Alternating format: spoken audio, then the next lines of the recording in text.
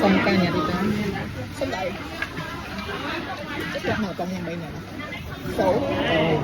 cái nhà khoảng rồi bị cột lại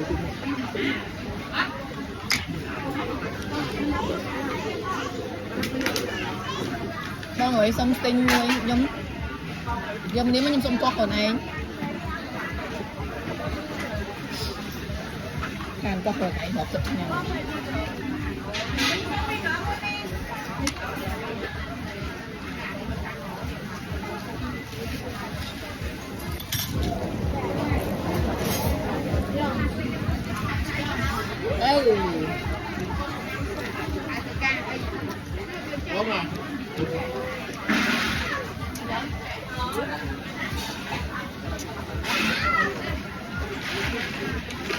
đọc bên đi mà này cô nhìn đọc bên đi mà này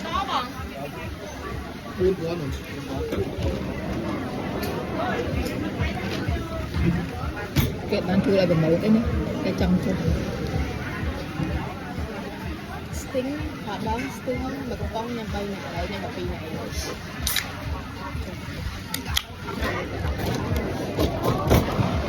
co thật nào nhưng mà đâu nó có đoạn nó nhằm thằng nó phát hai sọc được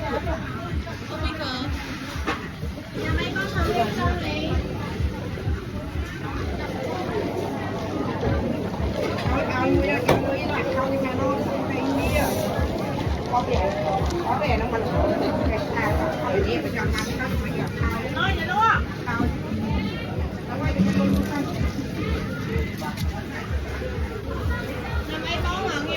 tin một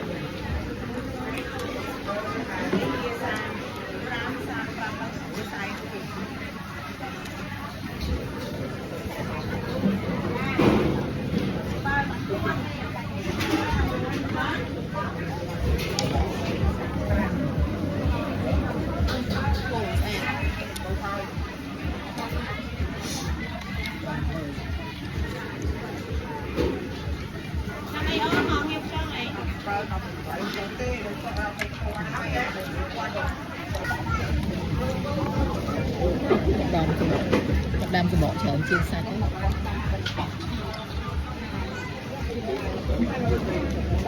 cũng biết không hoa lý